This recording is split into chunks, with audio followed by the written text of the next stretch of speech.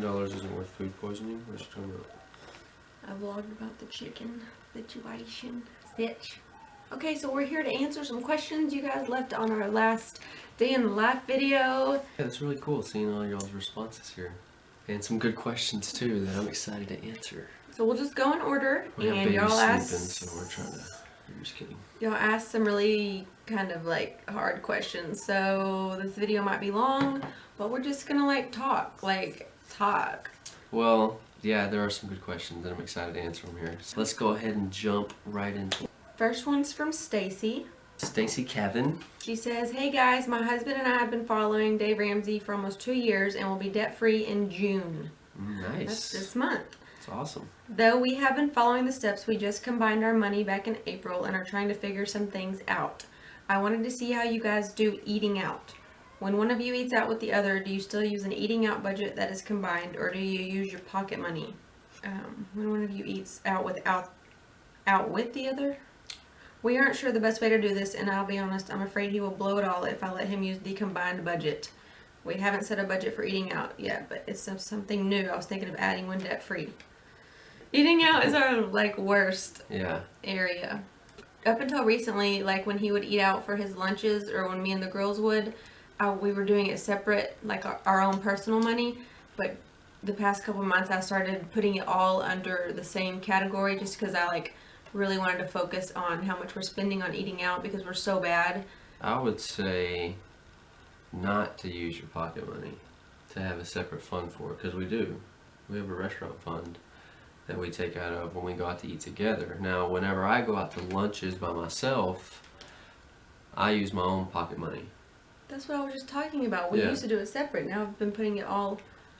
Yeah. I mean, if Jared has cash, might use cash on eating out, but if he uses a card and I'm updating the budget, I'll just stick it under eating out. So, yeah, Jared, you're afraid he'll blow it all? Jared. He will. Jared, yeah, he probably will. Steak. How much is left in the budget? We're getting steak. Yeah. If you're scared, then just let him use his pocket money for eating out when you're eating separate. Yeah, you'll think about the order differently. So yeah, good question. Thank you, Lane, or thank you, Stacy. And congrats on almost being debt-free. Yeah, in June. How much you guys paid off? Tell us that. We'd like to know. Next question is Lane. Lane, I always hear the Dave Ramsey show talk about how amazing it would feel to have no payments, but a house payment and have an emergency fund sitting in the bank. How peaceful would that be? Okay, no payments but a house payment. Okay. We just finished baby step 3B, bought a house in March, and really sacrificed to pour money into our down payment fund. We have no debt except our house and have $10,000 in the bank, but it still feels like we don't really have enough wiggle room in our budget to be able to start baby step 4, 5, and 6. Our budget still feels tight, and we sometimes feel discouraged because we would have to cut our lifestyle, such as piano lessons, baseball, Christmas, way back to get to the full 15% going into retirement. How do you pursue your goals and feel like you're gaining traction without feeling deprived once you get out of that gazelle intensity into the later baby steps? Good question. We're kind of in the same boat because we're not fully contributing the 15%. Yeah. And I feel like we're never going to get there. And I see what you're talking about, keeping that gazelle intensity throughout the baby steps, because you feel like when you're going through the debt-free process, you're a little bit more intense and fired up about it, and then when you're done with it, you kind of feel like, oh man, I just accomplished my goal. Now what's this other stuff isn't as fun. You don't feel like you're gaining as much traction. You don't see the needle moving as much. So what I would say, to keep the gazelle intensity up, set your goals, long-term visions. So set yourself up and sit down with your spouse and talk to each other about where you want your retirement, and start getting real vivid with it, so that way you start getting fired up about that like you were about the debt. That's what we kind of did, and a good book for that's Retire Inspired. It's a good book. But they don't want to have to cut out baseball and Christmas, and they don't want to have to right, so back to too that. much. So are you saying that this whole time while you were saving up for your house down payment, that you cut back on that stuff, and now you're ready to start doing that stuff, but you feel like you can't? Because now they have to throw that extra money that they were saving towards baby step 3? I mean 4, 5, and 6? Mm-hmm. Should have read through these before sitting down, but Jared said no. I mean, I feel like we can't put 15% into retirement. I guess unless we cut back on all that stuff. Yeah, I feel the same way. I don't want to cut back on all that. Right. My goal is to make more money. I mean, I was about to say, just make more money. that's really my only objective, and my only way to do it is to get creative and create another spoke of income. You know, I have my job, but I want to find ways to create another spoke of income, another way to make money. Right now, we have our money set up in retirement to where it's making money for us, but that's for the long term. For us to enjoy the little things we like to do right now in our life before we retire, like piano lessons, Christmas, things like that. Just gotta hustle, I guess. You know, I mean, it sounds like you guys are doing great. You know, saving up for your house and making a down payment that's pretty hefty to put towards that. So you should start gaining equity in that. But you know, I know what you mean as far as keeping that traction going. The only thing I can say is just you might have to make a minor sacrifice to cut back on some things. Maybe, I don't know. So that you can free your mind up to hustle up and maybe do something else creative, you know. That's the only thing I can think of for myself. That's the way. I don't want to cut out golf. I would like to play golf every weekend if I could, but it costs $100 sometimes every time I go, so I can't afford that, but I would like to do that, so I cut back on that. You know, we'd like to have nice things with our daughters and piano lessons and Christmases and things like that, which we do and we're grateful for, but we always want best and better, and to do that you just have to work harder. I mean, I think that 4, 5, and 6, I thought it was going to be easy, but it hasn't been easy, but that's because Yeah, we got it listed right here on my wall. that's because I quit my job, so we lost that income, and then Jared is commissioned, so it's just been hard. Yeah, but we've got it in place. We've got the, at least for you guys, I would say once you get through and buy your house and start getting the payments acclimated to your budget, then you can really start diving in on where you can start investing extra money. Even if it's 3%, 4%, something, just start that process. And for the kids, if you have kids, set up a 529, put a couple $100 in there, just start something, and that way you can at least have that commitment to where you feel almost, you know, like obligated to put extra money in there when you get it. Just do it slowly, I guess, yeah. Slowly start it. You can only eat an elephant one bite at a time, so don't get Oh, overwhelmed. did you make that up? I made that up. I did. Alright, what else? There was another good question. Oh, let's do this one. This is a good one. Leslie said, what are the top 3 morals each of you want to teach, instill, and demonstrate in your daughters, and are they the same? Is there anything you or Jared fear you may be doing wrong while raising 2 precious girls? All the time. You won't do anything wrong, but I fear saying or doing something that they would never forget. Yeah. Also, the father-daughter dynamic is very special, and it's difficult for men to grasp. I.e., hug your daughters for more, tell them you love them daily, and how to make them feel special, always also protecting them. Jared myself seems to have a good grasp on this. Oh, thank you so much. I would like to hear how he feels on this subject, and if this is something he is willing to share. Yes, I would be willing to share it. And he's the only male in the house. And yes, I am the only male in the house. Jodo's grown up so fast. Yeah. She looks like she's grown several inches. Oh, and any more kids? Awesome. So lots of questions. Hey, that's awesome, Leslie, that you said that. Well, I tell you, I feel like I question every day, you know, but I tell myself I want to be better every day for my daughters and for my wife and for my family. So it's good that you asked that, because I got something I'll share with you guys. Number one, I've been reading this book. This book right here, Strong Fathers, Strong Daughters. I've had it on my shelf since JoJo was born. She's almost 5 and haven't read it, but I'm almost done with it. Got about 3 chapters left. And it's a really great book. If you're a father, or if you have, put this part of your husband, it's a great book. We've seen Meg Meeker speak. She's the author of the book, and it just talks about how to be a strong father for your daughter, being there for them, how to raise them properly. You mentioned, you know, having the dynamic relationship with your daughter, and I mean, basically, I hate to say it, but the relationship with the father seems to be more important than the mother. Not to say that y'all's relationship and role is not important, but the daughter is more reliable and needs more of a strong father figure in her life to be successful and to not have problems, depression, anxiety, eating disorders. I mean, there's just as a girl, as a female, it talks about how much problems you guys face. I mean, it's easy being a guy. It really is. Like, we got it made. Um, so I kind of fear for my daughter, but learning about these things will help me cope with her when she has to go through them. Not gonna hold You this mentioned the father-daughter is very dynamic, very special. Which, yeah, hug your daughters more. Yes, like, I mean, I constantly tell them I love them. I can't tell them enough. And to hug them, yes. I want to kiss them and hug them as much as I can. Yes. I feel like my dad wasn't like that. He's not a loving person, hugging, loving person, and I'm not either. I mean, I turned out okay, but I don't like.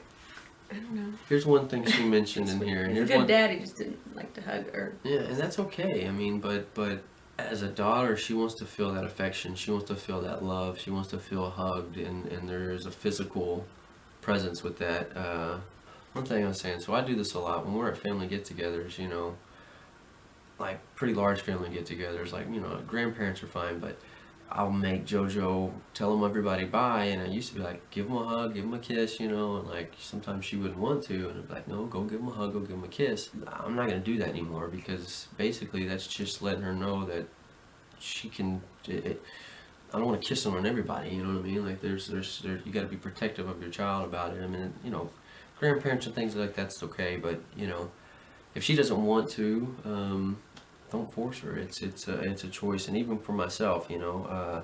But I think that you can't hug and love on your daughter more. I mean, you can't overlove them. You read that in that book about not Yeah. making them hug people they don't Yeah, want to. she mentioned that, you know, and she had a point behind it, just saying that, you know, then she'll think it's okay to hug and love and kiss on strangers, and then there's just you got to be careful of things, and it almost like just you got to be watching out for other people, you know, and there's just some sick stuff out there, but you know, You're sick. I don't want to get into that. What are the top 3 morals we want to teach, instill, and demonstrate? I'm not good at that stuff. Well, I got something here. I wrote something. He's getting his diary out. No, I don't have a diary. I have a journal. And Oh, so, I noticed that you spelt that wrong the other day. Remember, life is a film stripe, not a set snapshot. it's a shirt. All right, can you hold that up? Can you see what that is? So I wrote. I don't know if you can see it. You can't see it. You can't see it. Anyway, I'll just read it to you guys. So I wrote this. Like, I don't know. I wrote a book I read. It was maybe. Oh, it was one of Dave Ramsey's book. He said write a family constitution, and I wrote a family constitution for my girls and for my family. The 3 things. I mean, I wrote a whole bunch of stuff here, but I'll just read a couple of them here. You know, the things that I've learned and things. The 3 morals that I would like to instill in our daughters or teach them. Number 1. Are you crying? No, I'm just thinking. I've got a lot here listed. I don't want to list them all. To keep their mind open and their heart open for God to intervene. Number 1. Always strive to better yourself and those around you. Leave a great legacy that will change your family tree. And this is probably the best one. Work with God alongside you. Allow Him to help you, guide you, and don't get frustrated when things don't go as planned. For this is exactly the way that God wants it. It's an opportunity for Him to help you to get something better than what you had planned. This is an opportunity for you to rely on Him. His dreams for us are far more imaginable than we can have for ourselves, but we have to work for it and want it. Remember that nothing in life that is worth doing is easy. Yeah, I don't know. I can get real with this. I can get real with this. What does morals mean? I don't know. Just, Not very smart. yeah, I mean, Like, I just stay within their top means. 3 morals. Don't go into debt. I want them to be nice and like everybody for who they are. Is that a moral? Yeah. Well, he's getting his diary out now. So Jared has a journal, and I always make fun of him. And then I was watching an old episode of The Office the other day, and Michael Scott, they pulled out his diary, and he like writes Dear Diary in it and stuff. Don't do that. So now I joke around all the time that that's his diary. It's not Dear Diary. But I have wrote in my journal, life lessons to teach Jocelyn and Jordan. Have a relationship with Jesus. Try to be more Christ-like. Practice good work ethic. Do not be lazy. Budget your money, invest, save, and spend it wisely. Remember that every dollar has a purpose. Teach them to always remember God's grace. Have patience, act slow, and enjoy the simple pleasures in life. Protect your heart and guide your mind. Remember that you are what you think, and you need to filter what you put in your mind. I'm still going on with this list, but leaders are readers. Read a book and stay educated. And that's about all I got right now. I don't have anything cool like How do you that. not have anything? I've like wrote everything down. I mean, I guess I have the same morals. Yeah, we're pretty much the We same. obviously haven't talked about this, but I mean, we agree on what I just talked about, right?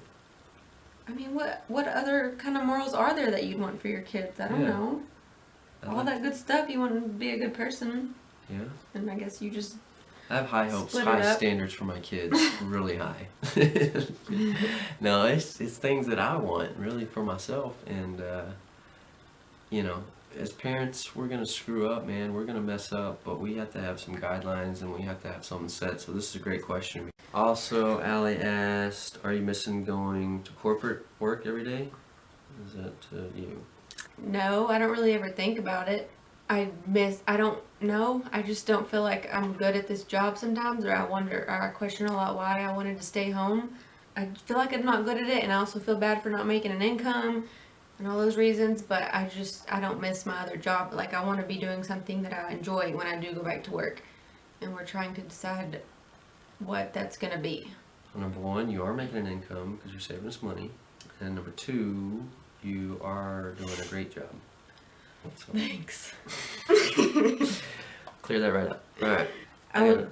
Yeah. Brandon for Bama said, I would love to hear more about the time blocking idea. I currently use to-do lists, but I'm not a fan of them. I've been so busy, I find I don't have time to even keep the to-do list up to date.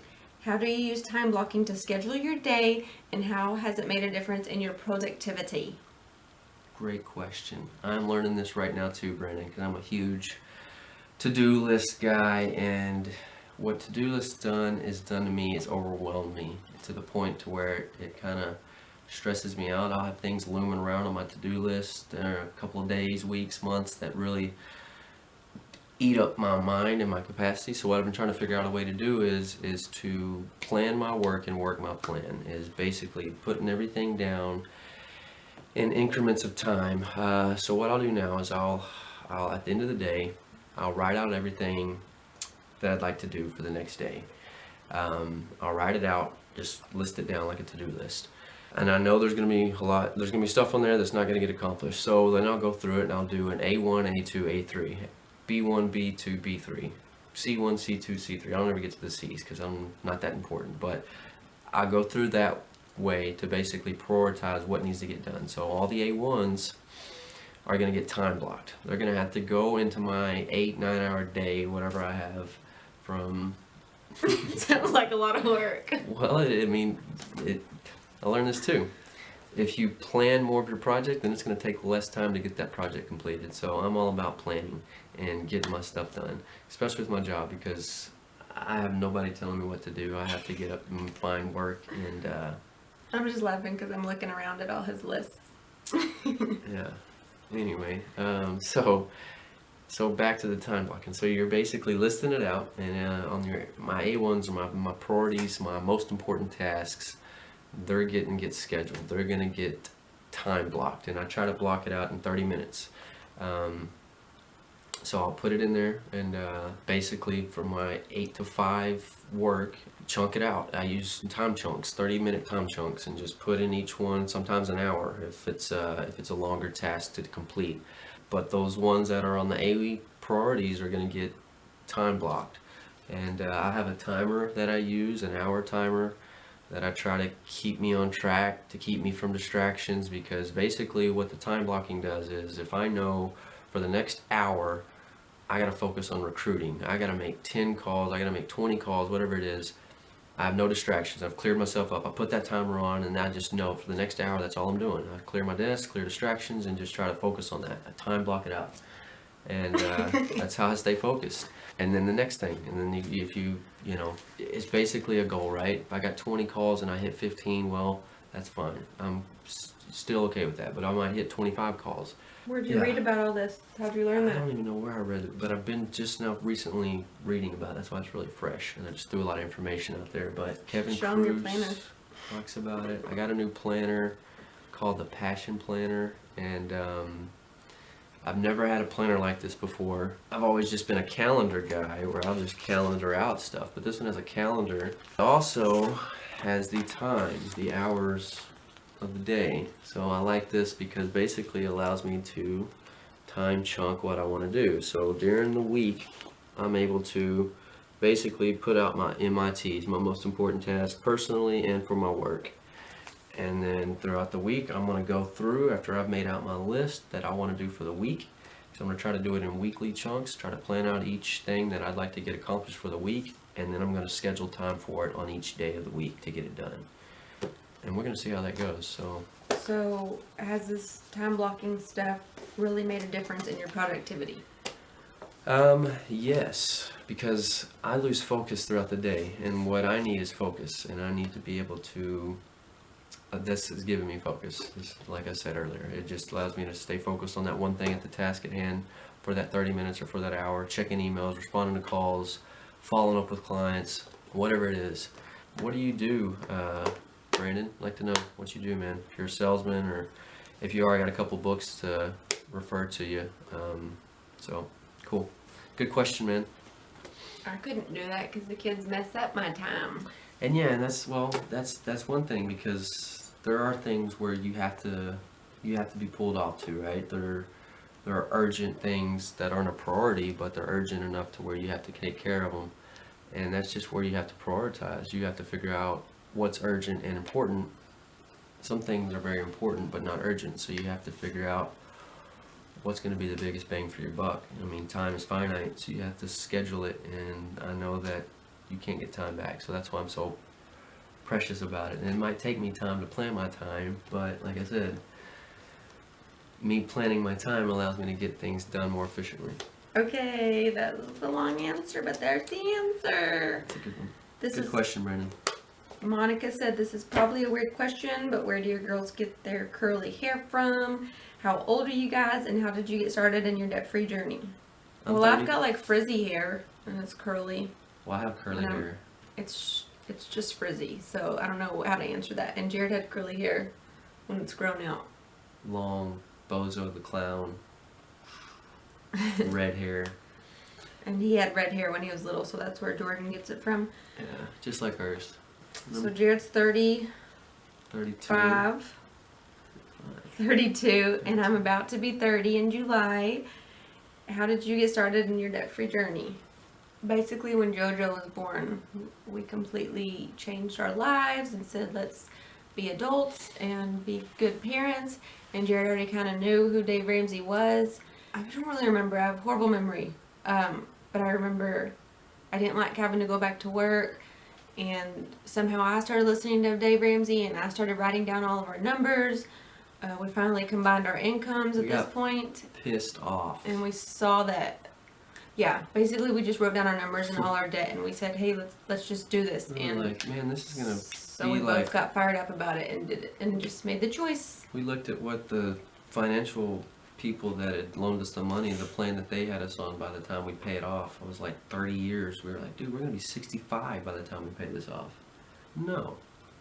We were just fed up, and then we were just done. We knew that we had to have some responsibility, and our kids were coming, and we were gonna get married, and I started listening to his radio show, and I heard Debt-Free Screams, and I remember getting pumped up when I heard people doing that, and just thinking that, man, these regular people like us are doing this, and we did it. Y'all can do it. Anybody. I remember one of the first things that ever got me mad was when I used to just pay the minimum payments on my student loans. One day I went back and I looked at all my statements that I had been paying on, and I called Jared and I was like, all these payments I've been making are just going to interest. And he probably just said, yeah, that's normal. That's how it is when you make the minimum payments. And I was just like, remember thinking that's not right and that's stupid. So that was one of the things that got us fired up to do it. Nobody learned it. We didn't learn about it. We never, Yeah, I mean FPU, the whole Dave Ramsey, yeah. Good question. Thanks, Monica. Yep, and the last one from Jessica, any potty training advice? Just let them pee the bed and let them soak in it for hours. I'm just kidding. Jordan is almost 2, so she's not really potty training yet, but we've kind of been playing around and like I put her on the potty. I've been putting her on the potty a lot lately, and I'm like, go pee, and she likes sitting on there and she's like, ugh. It's so funny, but she's not really ready, I can tell, because then I'll put her on the floor back down and then she'll go pee on the floor. And JoJo, it's hard to remember how we potty trained her because she went to daycare back then, and so the babysitter helped a lot. Yeah. So I don't really remember.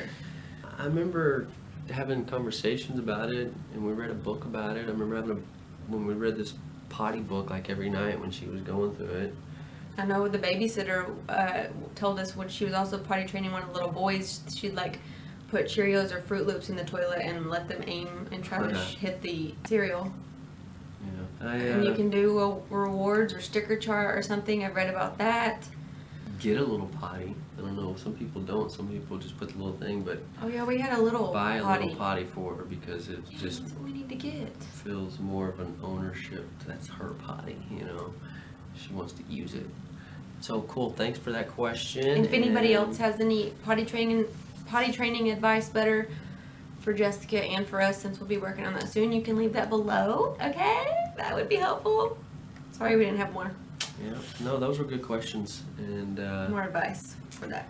But yeah, those were long answers. This is a long video, but hopefully we didn't bore you too much. yeah. Thank you guys for the questions and listening. And We have more topics that we want to talk about. yes, we're gonna try to do so this we're more. gonna try to do this more. And Hold us accountable. if you have any other questions you want to talk about or subjects, just let us know. I don't know what to do with my hands. That's why I always hit you, because I don't know what to do with my hands. All right, guys, have a great weekend. Thank y'all. Thanks for watching.